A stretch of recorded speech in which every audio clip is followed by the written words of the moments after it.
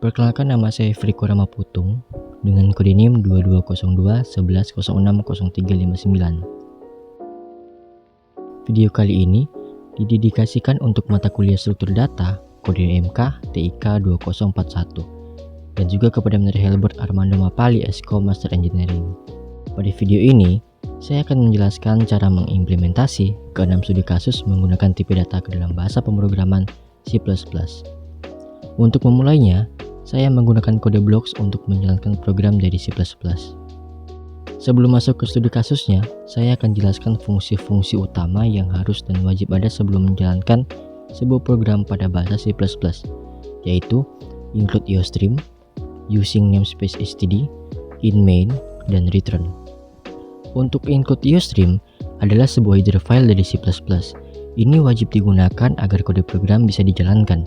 IOStream sendiri terdiri dari input atau cin dan output atau cout, yang artinya user bisa menginput dan ada output atau hasil keluaran dari kode program tersebut. Untuk using namespace std bisa dilihat pada contoh tersebut. Terdapat std.2 yang berada pada cout untuk menampilkan hello world, yang artinya std tersebut menandakan cout adalah bagian dari C++. std atau standard library dari bahasa C++ digunakan pada tipe data, elemen, dan lainnya yang ada pada library C++. Dan ketika menggunakan namespace std, bisa dilihat pada gambar di samping. Std tersebut telah dihilangkan, yang artinya menggunakan namespace ini menandakan bahwa kode program yang akan dijalankan telah menggunakan std pada semua tipe data, elemen, dan lain-lain yang berasal dari library C++. Tujuannya agar mempermudah dan mempersingkat waktu penulisan kode. Selanjutnya ada inMain. InMain ini adalah fungsi utama untuk menjalankan dan mengeksekusi sebuah kode program. Jadi semua kode program harus berada di dalam InMain tersebut untuk dieksekusi oleh C++. Dan terakhir sebagai tambahannya itu return. Return ini digunakan pada setiap kali program dijalankan. Tujuannya adalah untuk mengembalikan hasil dari kode program dengan menandakan bahwa program tersebut telah berakhir. Kita masuk pada studi kasus pertama. Bisa dilihat pada pernyataan berikut. Pernyataan tersebut terdapat 5 indeks dengan masing-masing nilai yang dimiliki. Kita langsung saja implementasi ke dalam program. Pada line kelima, kita mendeklarasikan sebuah array integer yang merupakan tipe data dengan memiliki 5 elemen atau indeks di dalamnya.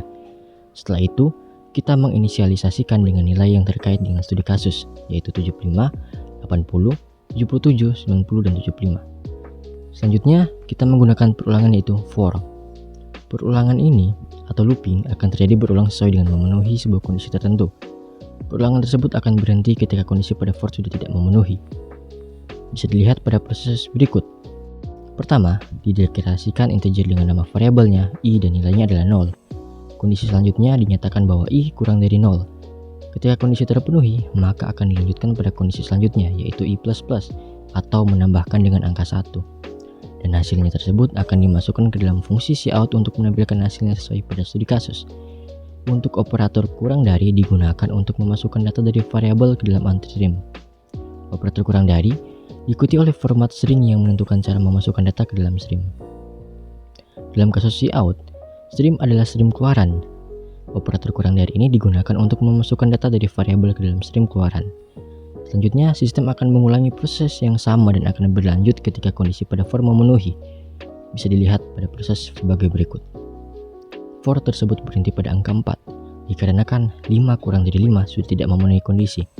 Di saat semua proses hampir selesai, ketika ingin mencetaknya dengan fungsi cout, bagian array-nya menyesuaikan dengan variabel i yang bertipe data sebagai integer. Penggunaan inline untuk mencetak hasil pada setiap baris baru. Dan untuk tahap akhirnya adalah mengembalikan hasil dan mengakhiri program tersebut menggunakan return 0. Ini hasilnya. Lanjut pada studi kasus kedua. Untuk studi kasus ini menggunakan string untuk menampilkan 5 nama yang sesuai. Kita langsung saja implementasi ke dalam program.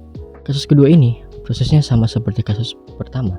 Perbedaan di sini ada pada penggunaan string. Ada penambahan pada header file yaitu include string. Dikarenakan pada kasus ini menggunakan tipe data string yang biasa digunakan untuk menyimpan kumpulan karakter. Tentu saja ini merupakan tindakan yang wajib dilakukan dengan menyesuaikan kebutuhan kondisi tertentu. Jika pada program tidak menggunakan string, ada baiknya tidak harus untuk menambahkan header file string. Pada inMain, dideklarasikan tipe data string dengan nama variable names tanpa memberikan nilai pada string tersebut. Nilai pada string tersebut langsung diinisialisasikan dan berjumlah sebanyak 5 elemen dengan mempunyai jumlah karakternya masing-masing. Pada perulangan for, kondisinya sama seperti kasus pertama.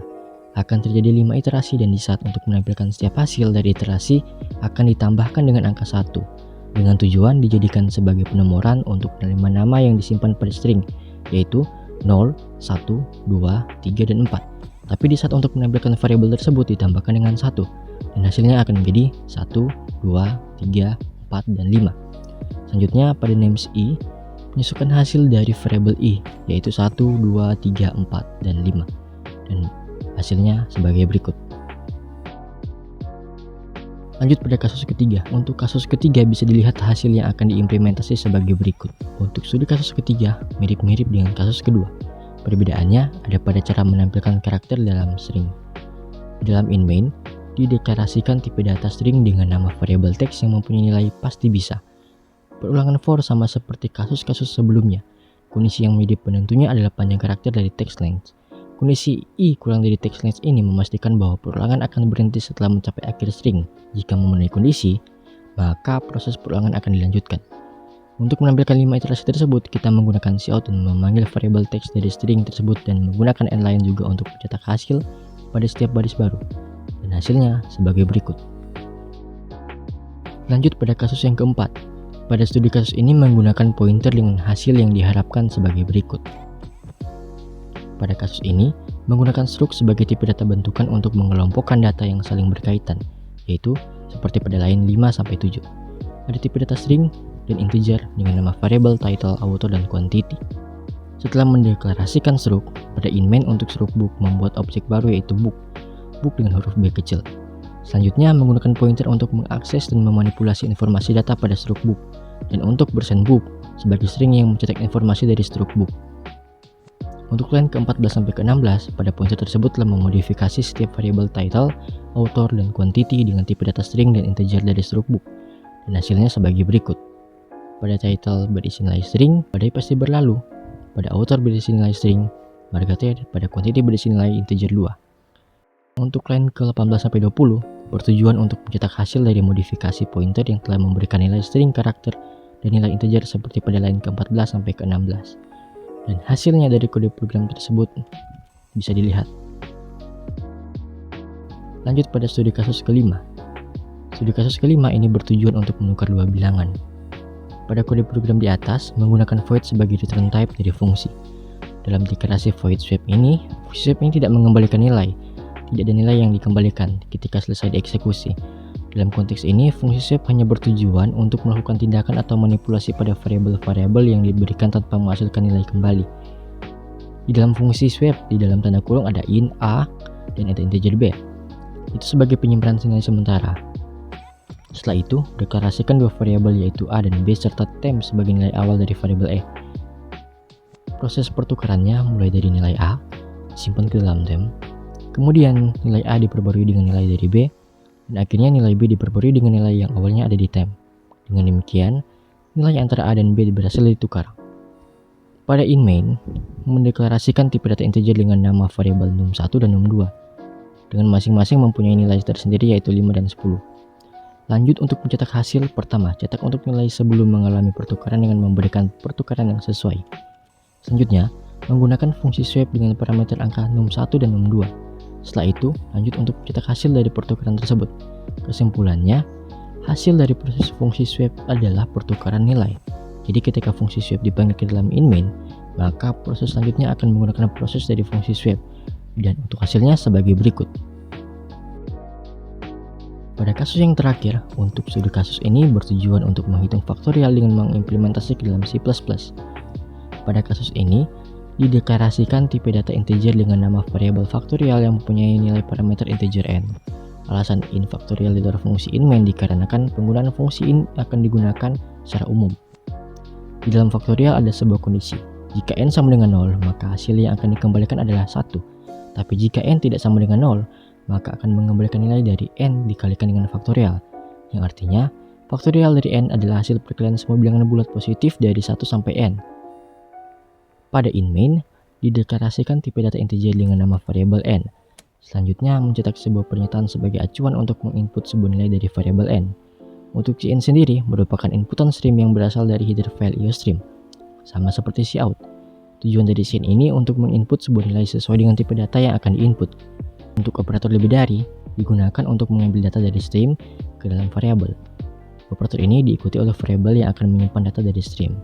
Selanjutnya, mendeklarasikan tipe data integer dengan nama variabel result dengan nilai di dalamnya terdapat faktorial.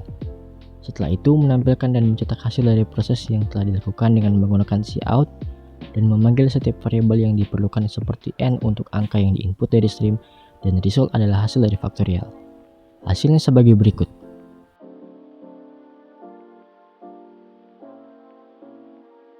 Sekian untuk penjelasan terkait 6 studi kasus di atas.